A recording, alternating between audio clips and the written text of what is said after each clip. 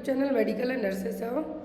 First of all good morning to all of you. आज हम community health nursing के ऐसे एमसीक्यूज़ पढ़ेंगे जो आपके हर एक एग्ज़ाम है। हर एक एग्ज़ाम का मतलब है चाहे आप एनएचएम का एग्ज़ाम देते हो या फिर सीएचओ का एग्ज़ाम देते हो, कोई सा भी एग्ज़ाम देते हो तो ये क्वेश्चन आपको आए हुए मिलेंगे।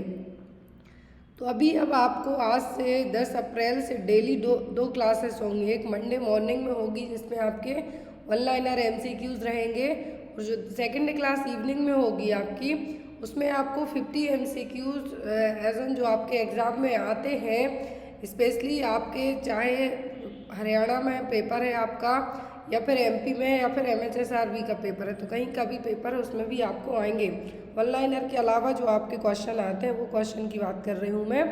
सभी तरीके के क्वेश्चन आपको क्लास में है जो कंडक्ट करवाए जाएंगे। बहुत सारे लोगों के डाउट थे कि आप स्पेशली वन लाइनर क्वेश्चन ही लाते हैं या फिर जीएनएम वालों के लिए हेल्पफुल नहीं होते हैं, तो सभी के अकॉर्डिंग क्लास में क्वेश्चन कंडक्ट करवाए जाते हैं। ऐसा नहीं है कि जो चीज़ें आप सीएचओ के वाले पेपर में देखते हैं वो आपको एमएचएसआरबी में ना है, सभी जगह के पेपर्स में आती हैं। और जो भी लोग एमपी के या फिर other state CHO staff nurse के पेपर्स लेना चाहते हैं तो आप मेरे डायरेक्ट व्हाट्सएप नंबर पर कांटेक्ट कर सकते हैं। May be within 1 week में आपके लिए प्रिंटेड मटेरियल, जैसा मैंने आप सभी से कहा था, डिले थोड़ा थोड़ा होते जा रहा है बट प्रिंटेड मटेरियल आपको 1 वीक में जो अरेंज कर दिया जाएगा, तो आप वो भी ऑर्डर कर सकते हैं। तो यहाँ पर आज की क्लास के क्वेश्चंस को हम स्टार्ट करेंगे। फर्स्ट क्वेश्चन है हमारा पर्ट्यूसिस से।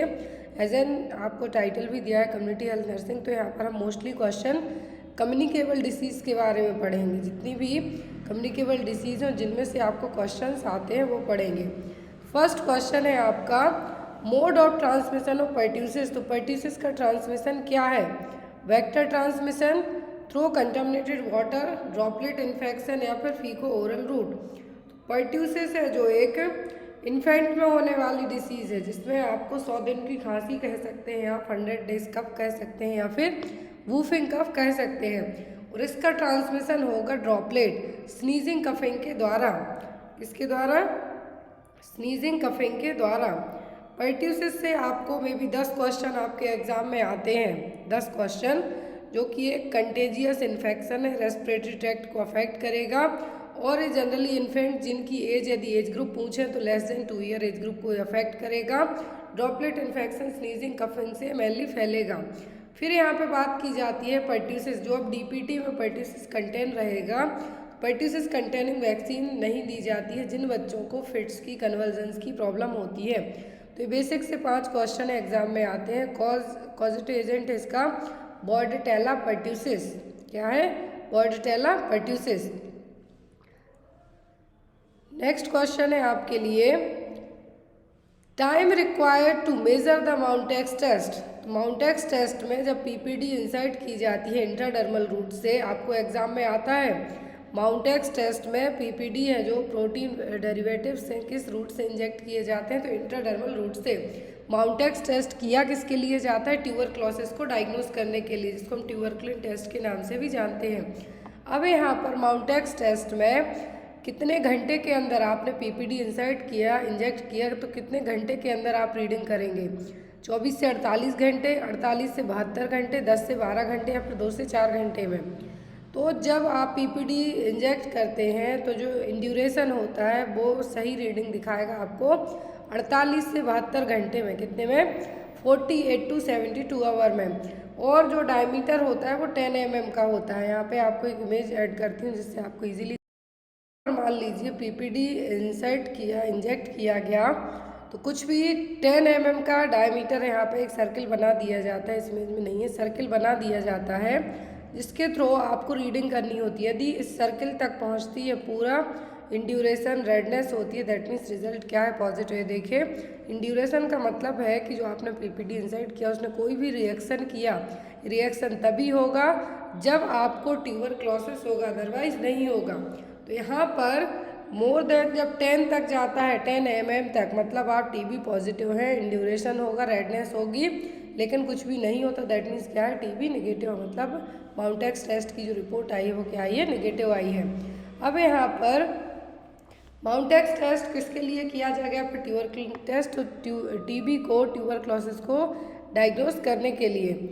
नेक्स्ट है यहाँ पे आपका question, name of the oral polio vaccine. तो ओरल पोलियो वैक्सीन कौन सी है? BCG, TAB, साल्क या फिर 7? तो ओरल पोलियो वैक्सीन है 7, कौन सी? SAVIN 7। और यहाँ पर जो इंजेक्टेबल पोलियो वैक्सीन जिसको हम कहेंगे वो है साल्क। अब यहाँ पर जो ओरल पोलियो वैक्सीन है दी कब जाती है? तो oral polio vaccine at the time of birth दी जाती है। फिर यहाँ पर at the time of birth दिया जाने वाला डोज कहलाता है 0 डोज। एग्जाम में आता है ओरल पोलियो वैक्सीन को लेके, तो 0 डोज। तो 0 डोज कौन सा है? जो eight the time of birth आपको दिया जाएगा, आपके बच्चे को दिया जाएगा। फिर यहाँ पर OPV दी कब तक जाती है? तो 5 साल तक की एज तक 2 ड्रॉप है जो दी जाती हैं, 2 बूंद जिंदगी की। किसके लिए? पोलियो से प्रिवेंट करने के लिए। नाउ डेज इंडिया है जो पोलियो फ्री है, और मे भी कुछ टाइम के बाद पोलियो वैक्सीन को हो सकता है, एज ए न्यूज़ के अकॉर्डिंग मैं बता रही हूँ, हो सकता है कि पोलियो वैक्सीन को जो इम्यूनाइजेशन हमारा शेड्यूल है, नेशनल इम्यूनाइजेशन शेड्यूल, उससे अलग कर दिया जाए, उसकी जगह कोई और वैक्सीन को ऐड कर दिया जाए। Next one is the following are the standard tuberculosis drug except. तो सभी स्टैंडर्ड ट्यूबरक्लोसिस ड्रग मतलब प्राइमरी टीबी को ट्रीट करने वाली डॉट्स ड्रग हैं, किसी एक को छोड़कर। Chloromycetin, streptomycin, isoniazid, pyrazinamide. तो यहाँ पर सभी हैं किसी एक को छोड़कर। तो टीबी की जो स्टैंडर्ड ड्रग है वो सब है किसी एक को छोड़कर। तो आप भी यहाँ पे अपने आंसर है जो ऐड कर सकते हैं। तो यहाँ पर जो नहीं है वो क्या है? वो क्लोरोमाइसिन। कौन सी? क्लोरोमाइसिन। और जो यहाँ पर है, जो यहाँ पर मेडिसिन है वो कौन कौन सी है? तो यहाँ पर है स्ट्रेप्टोमाइसिन, आइसोनियाजिड। ड्रग होती हैं, फिर हम ये कह सकते हैं प्राइमरी ड्रग्स होती हैं टीबी को ट्रीट करने वाली, होती हैं isoniazid, rifampicin, pyrazinamide, ethambutol, streptomycin.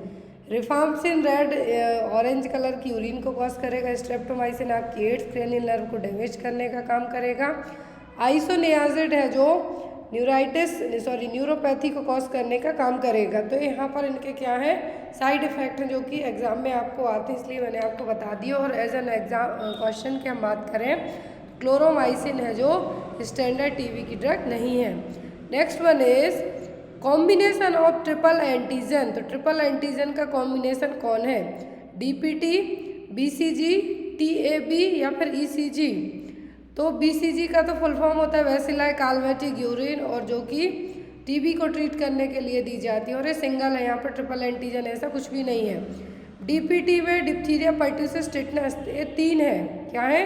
Triple antigen कॉम्बिनेटेड vaccine है। तो यहाँ पर DPT क्या होगा आपका आंसर? DPT। अब DPT वैक्सीन का जो पर्ट्यूसिस वाला कंटेंट है उन बच्चों को नहीं दिया जाता जिनको या तो एपिलेप्टिक फिट्स आने की समस्या हो पहले से, या फिर बहुत ज़्यादा ब्रेन में कुछ प्रॉब्लम हो उनके लिए, क्योंकि इसके कारण फिट्स है जो सीजर्स हैं जो आ सकते हैं, इसलिए अवॉइड की जाती है। एग्जाम में आपको DPT लिख के इसका फुल फॉर्म भी आता है, या तो पर्ट्यूसिस का पूछेंगे या फिर टिटनेस का पूछेंगे। तो डिप्थीरिया, पर्ट्यूसिस, टिटनेस, ये 3 से प्रिवेंट करने वाली वैक्सीन है। Next one is the time interval between infection of suspected person and the appearance of sign and symptom of the disease, it is called as। तो time interval क्या है? Time interval है यहाँ पर कि जब इन्फेक्शन आपकी बॉडी में हो जाए और आपकी बॉडी जो सिम्टम्स वो करती है तो क्या है? Quarantine, recovery period, incubation period या फिर आइसोलेशन पीरियड। तो ये टाइम पीरियड कहलाता है इंक्यूबेटरी पीरियड, और हर एक डिसीज़ का इंक्यूबेशन पीरियड है जो अलग अलग होता है। Next is route of transmission of hepatitis B. तो हेपेटाइटिस बी का ट्रांसमिशन रूट क्या है? ओरल, पैरेंट्रल, फीको ओरल या फिर कंटेमिनेटेड वाटर। हेपेटाइटिस बी क्या है? हेपेटाइटिस बी तो फीको ओरल होगा हेपेटाइटिस ए और ई के लिए। किसके लिए? हेपेटाइटिस ए एंड ई के लिए। अब यहाँ पर जो पैरेंट्रल रूट होगा, मतलब पैरेंट्रल का मतलब माँ से बच्चे में होने वाला भी हो सकता है हेपेटाइटिस बी, ब्लड ट्रांसफ्यूजन से भी हो सकता है, सेक्सुअल एक्टिविटी से भी आपको हो सकता है। तो किस में आएगा? पैरेंट्रल रूट में। और हेपेटाइटिस बी किससे ट्रांसमिट होगा? पैरेंट्रल रूट से। अब यहाँ पर हेपेटाइटिस बी जो आपको एक और क्वेश्चन बनता है कि जो भी हेल्थ केयर वर्कर्स हैं, नर्स है, डॉक्टर्स हैं, ANM वर्कर हैं, तो उनमें कौन सा वैक्सीन लगा होना कंपलसरी होता है, वो होता है hepatitis B vaccine, just because of आपको निडल प्रिक इंजरी से हेपेटाइटिस बी ट्रांसफर ना हो इसलिए। Next one is mode of transmission of typhoid fever. तो टाइफाइड फीवर कैसे ट्रांसमिट होगा, इंट्रावीनस रूट से, फीको ओरल रूट से, रेस्पिरेटरी रूट से या फिर ड्रॉपलेट से। तो जो टाइफाइड फीवर है ओरोफेशियल रूट, क्या है, ओरोफेशियल रूट से ट्रांसमिट होगा। ओरोफेशियल का मतलब है कि मेन तो इसका ये होता है कि गंदा जो खाना पीना है, कंटामिनेटेड फूड एंड वाटर होगा, लेकिन ये जाएगा तो आपके अंदर और ओरल कैविटी के थ्रू, ऐसे डायरेक्ट तो कहीं से भी नहीं जाएगा। टाइफाइड का जो मोड ऑफ ट्रांसमिशन होगा है ओरोफेशियल रूट। जो साल्मोनेला टाइफी नाम का बैक्टीरिया है इसको क्या करेगा, कॉज करेगा। अब स्टेप लैडर फीवर एक क्वेश्चन आता है एग्जाम में, तो वो किस में देखने को मिलता है, टाइफाइड फीवर में। Next one is causative organism of diphtheria. तो डिप्थीरिया का कॉजिटिव ऑर्गेनिज्म क्या है, माइकोबैक्टीरियम, स्ट्रेप्टोकोकस, कॉर्नीबैक्टीरियम, डिप्थीरिया, फिर स्टेफाइलोकोकस। तो स्टेफाइलोकोकस ओरियस भी होता है, स्टेफाइलोकोकस की और अलग कैटेगरी भी होती है, स्ट्रेप्टोकोकस और स्टेफाइलोकोकस ये दो अलग अलग हैं। माइकोबैक्टीरिया होता है, माइकोबैक्टीरियम ट्यूबरक्लाई टीबी के लिए, माइकोबैक्टीरियम लेप्रा होता है लेप्रोसी के लिए। तो यहाँ पर आपका जो बचता है वो क्या है, कॉर्नीबैक्टीरियम डिप्थीरिया। क्या है, कॉर्नीबैक्टीरियम डिप्थीरिया। ये भी अपर रेस्पिरेटरी ट्रैक्ट को अफेक्ट करने वाला मेन इन्फेक्शन है, जिसमें आपको सर्दी खांसी बुखार रहेगा और इसका ट्रांसमिशन मोड होता है ड्रॉपलेट, मतलब स्नीजिंग कफिंग के द्वारा ये फैलेगा। इसको प्रिवेंट करने के लिए डिप्थीरिया डीपीटी वैक्सीन का डिप्थीरिया कंटेंट है वो यहाँ पे सिंगल तो नहीं ऐड किया जाता है, डीपीटी के फॉर्म में ही दिया जाता है, बट नाउअडेज डीपीटी की जगह पेंटावैलेंट वैक्सीन दी जाने लगी है। तो इस पेंटावैलेंट वैक्सीन में 5 वैक्सीन इंक्लूडेड रहेंगी। Next one is incubatory period of measles. तो मीजल्स का इंक्यूबेटरी पीरियड क्या है, 1 से 7 दिन, 7 से 14 दिन, 14 से 21 दिन या फिर 21 से 28 दिन। तो इंक्यूबेशन पीरियड पूछा गया है मीजल्स का, तो वो होता है 7 से 14 दिन, 1 वीक टू 2 वीक्स तक। इंक्यूबेटरी पीरियड हमने स्टार्टिंग में ही पढ़ा है कि जब आपकी बॉडी में कोई भी बैक्टीरिया वायरस एंटर होगा, आपकी बॉडी जो लक्षण दिखाएगी वो लक्षण क्या कहलाएंगे, इंक्यूबेशन। और यहाँ पर इंक्यूबेशन पीरियड कौन सा होगा, वो होगा 7 से 14 दिनों का। नेक्स्ट है यहाँ पर साइट फॉर माउंटेक्स टेस्ट। तो माउंटेक्स टेस्ट ट्यूबरक्लिन टेस्ट के लिए कौन सी साइट यूज़ की जाती है, outer and upper quadrant of gluteus maximus, deltoid region, posterior left forearm या फिर anterior forearm, left forearm. Mantoux test के लिए जो पीपीडी जो प्रोटीन डेरिवेटिव इंजेक्ट किए जाते हैं वहाँ आपके एंटीरियर लेफ्ट फोरआर्म में, कहाँ पर, एंटीरियर लेफ्ट फोरआर्म में इंजेक्ट किए जाते हैं। स्टार्टिंग में जो आपने एक इमेज देखी थी, ये देखिए इस तरीके से, तो यहाँ पर इंजेक्ट किए जाएंगे। और इस एरिया को क्या कहा गया है, एरिया आपका कहलाएगा anterior left forearm, left side में, एंटीरियर साइड ना कि posterior side. Next one is media of transmission of bovine type of tubercle bacillus. तो बोविन टीबी किससे फैलेगी, मिल्क से, वाटर से, एयर से कि फूड से। तो बोविन टाइप का जो ट्यूबरकुल वैसिलाई है ये फैलेगा मिल्क से, जो कि अनपास्चराइज्ड मिल्क रहेगा। और मिल्क उन एनिमल्स का होगा जिनको ये ट्यूबरकुल वैसिलाई रहा हो, उनके थ्रू। तो बोविन टाइप की जो टीबी फैलेगी किससे फैलेगी, मिल्क से। Next one is painful micturition. तो पेनफुल मिक्चुरेशन के लिए क्या टर्म यूज़ किया गया है, enuresis, dysuria, retention of urine या फिर डायरिया। तो डायरिया में 3 या फिर 3 से ज़्यादा लूज स्टूल जाना है। डिसयूरिया का मतलब है यहाँ पर पेनफुल यूरिनेशन, यूरिन जाते हैं जब आप, तब आपको दर्द होगा। एन्यूरेसिस का मतलब होगा आपका बेड वेटिंग, मतलब बेड में सूसू करना। तो यहाँ पर जो पेनफुल मिक्चुरेशन है वो क्या कहलाएगा, वो कहलाएगा डिसयूरिया।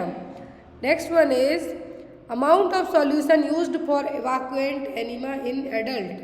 तो कौन सा सॉल्यूशन यूज़ किया जाएगा एनीमा के लिए, इवाक्वेंट एनीमा के लिए, कितने एम एल सॉल्यूशन यूज़ किया जाएगा, 100 to 250 ml, 250 to 350 ml, 500 to 1000 ml या फिर 1000 से 1500 ml तक। तो जो सॉल्यूशन यूज़ किया जाएगा इवाक्वेंट एनीमा के लिए वो होगा 500 से 1000 ml तक, कितना, 500 से 1000 ml तक। Next one is drug used to relieve pain, तो कौन सी मेडिसिन है जो पेन को रिलीव करने में यूज़ होगी? Anti inflammatory, anti pyretic, antibiotic या फिर एनाल्जेसिक।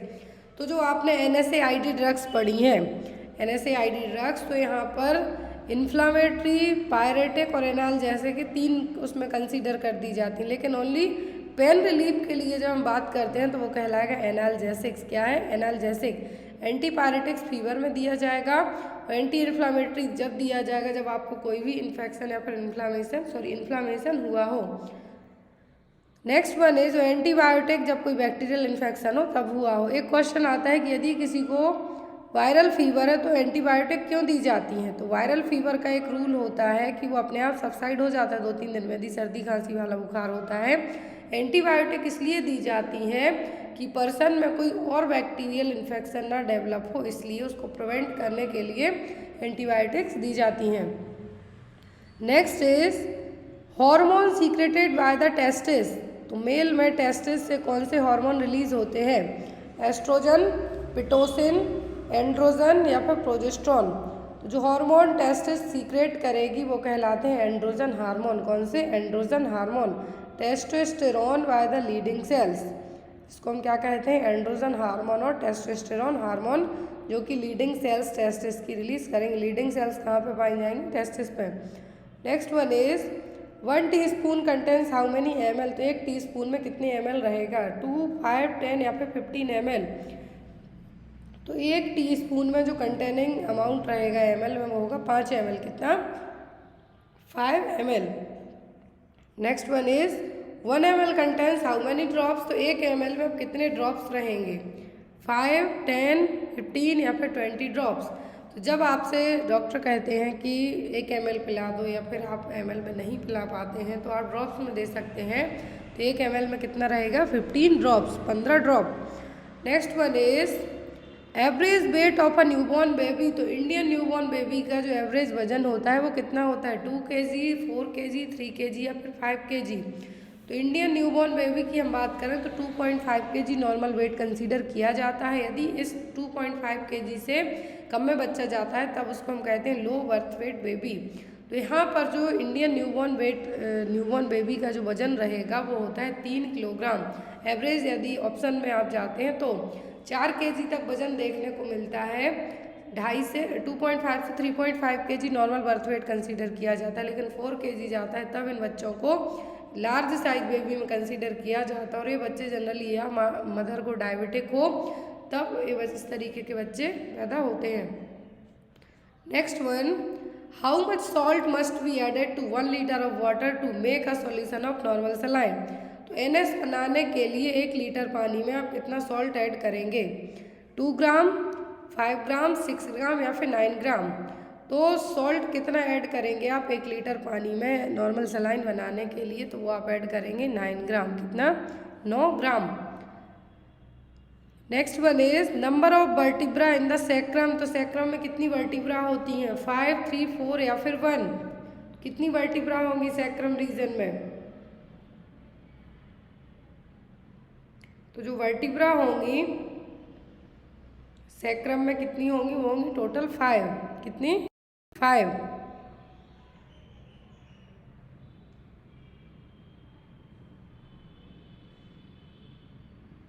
जिसमें आपका आफ्टर द सैक्रम क्या ऐड होगा? आपका यहाँ पर कोकेक्स, जो कि लास्ट आपको टेल टाइप से रहेगी, वो कहलाएगा coccyx area. Cervical, thoracic, lumbar. Next one is number of chromosome in a cell, तो यदि नंबर में पूछें तो अब आपको कहना है 46। यहाँ पर मैं आपको ऑप्शन इसलिए नहीं बता रही हूँ कि कंफ्यूज ना हो। नंबर में कहें तो 46, पेयर में पूछें कि how many pair of chromosome in a cells, तब आपको कहना है 23 पेयर। कितने? 23 पेयर। और जो सेक्स क्रोमोसोम होते हैं तो फीमेल में होते हैं XX और मेल में होते हैं XY। Next one is atrial septal defect occurs due to the persistence of, तो आर्ट्रियल सेप्टल डिफेक्ट ASD है जो बच्चों में कंजेनाइटल हार्ट डिफेक्ट है, तो यहाँ पर कब होगा? फोरामेन ओवल के कारण, डक्टस आर्ट्रियोसिस के कारण, डक्टस विनोसिस के कारण या फिर मिट्रल वॉल्व के कारण। तो आर्ट्रियल सेप्टल डिफेक्ट में क्या होगा कि जो फोरामेन ओवल है जनरली ये बिफोर द बर्थ के क्या रहेगा, ये क्लोज हो जाता है। लेकिन जब ये आफ्टर द बर्थ के बाद भी जो एक सेप्टम है बीच में एक होल जिसको हम कहेंगे वो रह जाए, तब वो क्या कहलाएगा, आर्टरियल सेप्टल डिफेक्ट। और किसकी ओपनिंग के कारण रहेगा, तो वो रहेगा फोरामेन ओवल की ओपनिंग के कारण।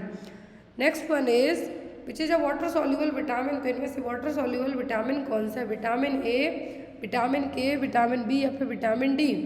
जो वाटर सॉल्युबल विटामिन है वो है आपका vitamin B.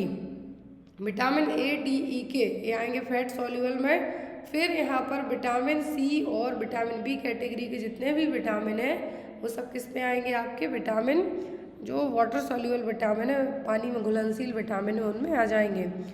Next is quickening means. तो क्विकनिंग का मतलब क्या है, hearing of the foetal heart sound, sudden cessation of menstruation, the movement of the foetus in the uterus felt by the mother, nausea and vomiting in the morning. तो यहाँ पर sudden cessation of menstruation को आप कह सकते हैं क्या, amenorrhoea, और परमानेंट सेसेशन को आप कह सकते हैं मेनोपॉज। अब यहाँ पर नॉजिया वॉमिटिंग यदि प्रेगनेंसी में होता है तब आप इसको क्या कहेंगे, हाइपर एमेसिस ग्रेविडेरम। लेकिन यहाँ पर जो माँ अपने बच्चे के पहले मूवमेंट फील करेगी वो कहलाता है क्विकनिंग, जो कि 20 वीक की प्रेगनेंसी में फील होना स्टार्ट हो जाते हैं। Next one is cholera is caused by which kind of bacterium. तो कोलेरा किस तरीके के बैक्टीरिया से कॉज होगा, ट्यूबरकुल बैसिलस से, विब्रियो कोलेरा, प्रोटोजोआ या फिर एंटामीबा हिस्टोलिटिका। तो अमीबियासिस तो होगा एंटामीबा हिस्टोलिटिका से। प्रोटोजोअल इन्फेक्शन अलग है यहाँ पर, ट्यूबरकुल बैसिलाई टीबी के लिए रहेगा। विब्रियो कोलेरा क्या है, विब्रियो कोलेरा है जो बैक्टीरिया क्या कॉज करेगा, कोलेरा को कॉज करेगा। कोलेरा में राइस वाटर स्टूल देखने को मिलेगा जो कि एक क्लासिकल साइन होता है। पी सूप स्टूल देखने को मिलेगा टाइफॉइड में, कोलेरा में देखने को मिलेगा क्या, राइस वाटर स्टूल। टेट्रासाइक्लिन और डॉक्सीसाइक्लिन मेडिसिन है जो एज अ प्रोफाइलैक्सिस के तौर पे यूज़ की जाती है कोलेरा को ट्रीट करने के लिए। Next one is drinking of alcohol will severely affects the. तो यदि आप शराब पीते हैं तो किस ऑर्गन को अफेक्ट करेगा, किडनी, ब्रेन, स्टमक या फिर लिवर। तो नॉर्मल पर्सन का आप लिवर देखिए और जो शराब पीने वाले पर्सन है उनका लिवर देखिए, उनको सबसे ज़्यादा लिवर सिरोसिस का खतरा एक ही चीज़ से होता है, वो होता है अल्कोहल से। किससे, अल्कोहल से, क्योंकि अल्कोहल हो या फिर कोई भी चीज़ हो वो मेटाबोलाइज तो आपकी लिवर से जाके ही होगी। तो यहाँ पर अल्कोहल सबसे ज़्यादा किस ऑर्गन को अफेक्ट करेगा, वो होगा liver. The disease in which the patient blood does not clot easily is. तो कौन सी डिसीज है जिसमें पर्सन का जो ब्लड क्लॉट है ईजिली नहीं बनेगा, sickle cell anaemia, haemophilia, rabies या फिर डायबिटीज़। तो यहाँ पर हीमोफीलिया, रेबीज, डायबिटीज़। तो रेबीज तो आपको इस कैटेगरी में नहीं आपका आएगा, डायबिटीज़ भी नहीं आएगा। डायबिटीज़ वाले पर्सन में जो वुंड होते हैं वो इजीली हील नहीं होते हैं। लेकिन यहाँ पर जो हीमोफीलिया है क्या है, क्योंकि क्लॉटिंग फैक्टर की कमी के कारण ही हो रहा है। किसके कारण, क्लॉटिंग फैक्टर की कमी के कारण ही होगा। तो यहाँ पर जो क्लॉटिंग फैक्टर कौन से होते हैं, एक होता है 8वें नंबर का क्लॉटिंग फैक्टर, मेनली कम रहेगा, 2 टाइप के होते हैं, लेकिन सबसे ज़्यादा जो होता है वो होता है 8वें नंबर के क्लॉटिंग फैक्टर की कमी के कारण, जिसको हम क्या कहेंगे, हीमोफीलिया ए। और दूसरा होता है 9वें नंबर के क्लॉटिंग फैक्टर के कारण, जिसको हम कहेंगे हीमोफीलिया बी। तो 8वें और 9वें नंबर के क्लॉटिंग फैक्टर की कमी के कारण हीमोफीलिया होगा। जब क्लॉटिंग फैक्टर की कमी होगी तब क्या होगा, ब्लड क्लॉट इजीली नहीं बन पाएंगे। आपको यदि ब्लीडिंग होती है तो बहुत देर में स्टॉप होगी। Next one is discolouration of teeth is caused by which kind of antibiotics. Question ध्यान से देखिए, डिस्कलरेशन ऑफ टीथ कहाँ है, कौन सी मेडिसिन के खाने के कारण आपके दांतों का कलर बदल जाएगा, स्ट्रेप्टोमाइसिन, नियोमाइसिन, टेट्रासाइक्लिन या फिर पेनिसिलिन। सभी एंटीबायोटिक्स हैं यहाँ पर। तो स्ट्रेप्टोमाइसिन तो 8वें नंबर की क्रैनियल नर्व डैमेज होगी। और यहाँ पर डिस्कलरेशन ऑफ यूरिन कहे थे और रिफाम्सिन होता तब आप कहते उसको कि वो सही होगा। लेकिन यहाँ पर जो आपका आंसर होगा वो होगा टेट्रासाइक्लिन। टेट्रासाइक्लिन को खाने के बाद आपके दांतों का कलर है जो चेंज हो जाता है। Next one is which is caused by the fungus. तो यहाँ पर कौन सा इन्फेक्शन है जो फंगई के द्वारा होगा, मलेरिया, एथलीट फूट, फाइलेरियासिस या फिर typhus fever.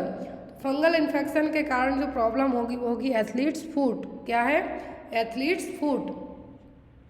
Next one is the filariasis is transmitted by. Filaria किसके द्वारा ट्रांसमिट होगा, anopheles female mosquito, anopheles male mosquito, culex female mosquito, culex male mosquito. तो फाइलेरियासिस ट्रांसमिट होगा क्यूलेक्स फीमेल मॉस्क्यूटो के द्वारा। किसके द्वारा? क्यूलेक्स फीमेल मॉस्क्यूटो के द्वारा। Next one is the group blood group contain no antibodies. तो कौन सा ब्लड ग्रुप है जिसमें एंटीबॉडीज नहीं होती हैं? A B O A B. ये मैंने आपको एक इमेज ऐड करके भी कई क्वेश्चंस में पढ़ाया हुआ है कि जो ब्लड ग्रुप के टाइप है वो जिसमें एंटीबॉडीज नहीं होती हैं वो होगा ब्लड ग्रुप ए बी। कौन सा? Blood group A B. इसमें किसी भी तरीके की एंटीबॉडीज नहीं होंगी, इसमें ए बी एंटीजनस रहेंगे। Next is disease that is spread through sexual contact. तो एसटीडी डिसीज इनमें से कौन सी है? लेप्रोसी नहीं है क्योंकि माइकोबैक्टीरियम लेप्रा के थ्रू आपको होगी। AIDS, itch, scabies.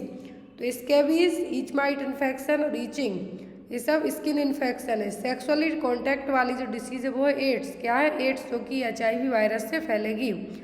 Next is typhoid is transmitted through. तो टाइफॉइड किससे ट्रांसमिट होगा? वाटर एंड फूड से, एयर से, टच से कि पर्सनल कॉन्टैक्ट से?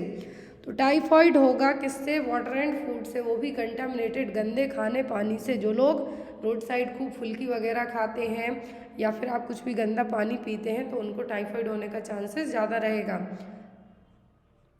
Next one is salmonella typhi, इसका क्या है? कॉज है, बैक्टीरिया है। Next one is what is example for the disease caused by bacteria. तो इनमें से कौन सी है जो कि एक बैक्टीरिया के थ्रू होने वाली डिसीज है? कोल्ड जनरली वायरस के द्वारा होता है, चिकन पॉक्स भी वायरल इन्फेक्शन है, टाइफॉइड या फिर टाइफॉइड फीवर, ये दोनों चीज़ें अलग हैं। क्या है? दोनों चीज़ें अलग हैं। तो यहाँ पर जो वायरस बैक्टीरिया के थ्रू होगा वो होगा टाइफॉइड। टाइफस होता है किसके द्वारा? रिक्टीसिया। किसके द्वारा? रिक्टीसिया, जो कि एंथ्रोपोड इन्फेक्शन है, जो कि जब आपको ये जो टाइफस फीवर की जो इन्फेक्टेड एंथ्रोपोड है आपको काटेंगे तब होगा ये आपको। तो यहाँ पर ये क्या होगा? ऑर्थ्रोपोड इन्फेक्शन हो जाएगा टाइफस फीवर, लेकिन जो बैक्टीरियल होगा वो क्या होगा? टाइफॉइड होगा। Next one is which is the immunity get by body after the first attack of disease. तो आपको कोई भी डिसीज़ होने के बाद आपकी बॉडी में इम्यूनिटी बन जाती है फर्स्ट अटैक ऑफ डिसीज़ के बाद। फिर आपको दोबारा वही, यदि बैक्टीरिया या फिर वायरस आपको अटैक करेगा तो आपको इन्फेक्शन नहीं होगा, तो वो कौन सी इम्यूनिटी कहलाएगी? नेचुरल, पैसिव, आर्टिफिशियल या फिर एक्वायर्ड। तो जो आप वैक्सीन्स के थ्रू लगवाते हैं वो तो एक्वायर्ड में आ जाएगी, जो आपकी बॉडी ने अपनी खुद से बना ली वो कहलाएगी एक्वायर्ड इम्यूनिटी। कौन सी? Acquired immunity. Next one is the cells that are responsible for the production of antibodies are. तो कौन सी सेल्स हैं जो एंटीबॉडी का प्रोडक्शन करती हैं? Red blood cells, platelets, plasma या फिर वाइट ब्लड सेल्स। जो सेल्स एंटीबॉडीज का प्रोडक्शन करती हैं वो कहलाती हैं वाइट ब्लड सेल्स। कौन सी? White blood cells. और leukocytes, erythrocytes, thrombocytes and platelets, erythrocytes red blood cells और ल्यूकोसाइट्स कहलाती हैं white blood cells. Next one is a healthy person can donate blood how many times in a year. तो एक healthy person एक साल में कितने बार ब्लड डोनेट कर सकता है? 6 और 7, 5 और 6, 3 और 4 या फिर 2 और 3। तो एक हेल्दी पर्सन 3 या फिर 4 बार तक ब्लड डोनेट कर सकता है। यदि किसी को कोई भी इन्फेक्शन हो या फिर कुछ ऐसी प्रॉब्लम हो जो कि ट्रांसमिट हो सकती है तो ऐसे केस में ब्लड डोनेट नहीं किया जा सकता है। लेकिन एक हेल्दी पर्सन की बात करें तो 3 से 4 बार तक ब्लड डोनेट कर सकता है। Next is radioactive cobalt and radium are used for the treatment of disease. तो यहाँ पर रेडियो एक्टिव कोबाल्ट और रेडियम की बात की जा रही है, तो एक ही चीज़ को ट्रीट करने में यूज़ किए जाते हैं, वो होता है आपका क्या? ऑप्शन में कोलेरा, हीमोफीलिया, कैंसर या फिर सिकल सेल एनीमिया। तो ये ओनली यूज़ किया जाएगा कैंसर को ट्रीट करने के लिए। किसके लिए? कैंसर को ट्रीट करने के लिए। नेक्स्ट एंड बहुत ही फेमस क्वेश्चन नर्सिंग का, रिसेंट में हम इसको मना भी चुके हैं, वर्ल्ड हेल्थ डे। तो यहाँ पर आपको ऑप्शन की तो ज़रूरत ही नहीं है आप, लेकिन कब मनाते हैं हम वर्ल्ड हेल्थ डे? तो अप्रैल 7 को, 7 अप्रैल को। और इस साल की 75वां हेल्थ डे हमने मनाया है इस साल। कौन सा? 75वें नंबर का हेल्थ डे मनाया है और इस साल की थीम थी हेल्थ फॉर ऑल। क्या है? Health for all. Next one is to relieve from dyspnoea the appropriate position to be used is. Dyspnoea से राहत दिलाने के लिए आप कौन सी पोजीशन देंगे? प्रॉन, सुपाइन, साइडलाइन या फिर फॉलोअर्स पोजीशन। डिस्निया से रिलीफ के लिए जो आप पोजीशन अपनाएंगे वो कहलाएगी आपकी फॉलोअर्स पोजीशन। कौन सी? Fowler's position. Next is protein requirement for a pregnant women per day. तो एक प्रेग्नेंट लेडी को पर डे कितने प्रोटीन की ज़रूरत होगी? 50 ग्राम, 55 ग्राम, 60 ग्राम या फिर 65 ग्राम। तो प्रेग्नेंट लेडी को पर डे जो प्रोटीन की ज़रूरत होगी वो होगी 65 ग्राम। कितनी? 65 ग्राम। कैलोरी की बात करें एडिशनल रिक्वायरमेंट की, तो फर्स्ट ट्राइमेस्टर में कुछ भी एक्स्ट्रा कैलोरी की ज़रूरत नहीं होती, लेकिन सेकेंड ट्राइमेस्टर से 300 किलो कैलोरी की ज़रूरत पड़ेगी। और लैक्टेशन में फर्स्ट स्टार्टिंग के 6 महीने जब आप एक्सक्लूसिव ब्रेस्ट फीड कराते हैं तो 550 किलो कैलोरी की ज़रूरत पड़ेगी, 550 किलो कैलोरी की। और जब आप 6 महीने से लेकर 12 महीने तक, मतलब बच्चा जब वीनिंग पे आ गया हो, कॉम्प्लीमेंट्री फूड ब्रेस्ट मिल्क के साथ कुछ खाने पीने लगा हो 6 महीने के बाद, तब 400 किलो कैलोरी एक्स्ट्रा की ज़रूरत पड़ेगी। Next one is the fundus is at the level of umbilicus during which week of pregnancy. Fundus umbilicus तक किस वीक में पहुंच जाएगा? 16, 20, 24 या फिर 28, 16, 20, 24 या फिर 28। ये बहुत ही अच्छा क्वेश्चन है, हर एक एग्जाम में आता है, चाहे आप नर्सिंग में कोई सा भी पेपर दे रहे हों। तो अम्बलाइकस तक फंडल हाइट कब पहुंच जाएगी? 24 वीक की प्रेगनेंसी में। Next is total weight gain during the pregnancy. तो प्रेगनेंसी में एक जो नॉर्मल एवरेज वेट गेन होता है वो कितना होगा? 7 to 8 kg, 10 to 11 kg, 13 to 14 kg या फिर 15 to 16 kg।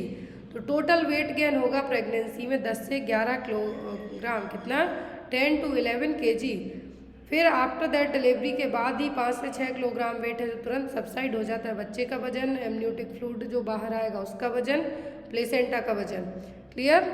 Next is the birth weight of the baby double at the age of. बहुत ही प्यारा क्वेश्चन है कि बच्चे का वजन है जो बर्थ वेट का डबल कब हो जाएगा?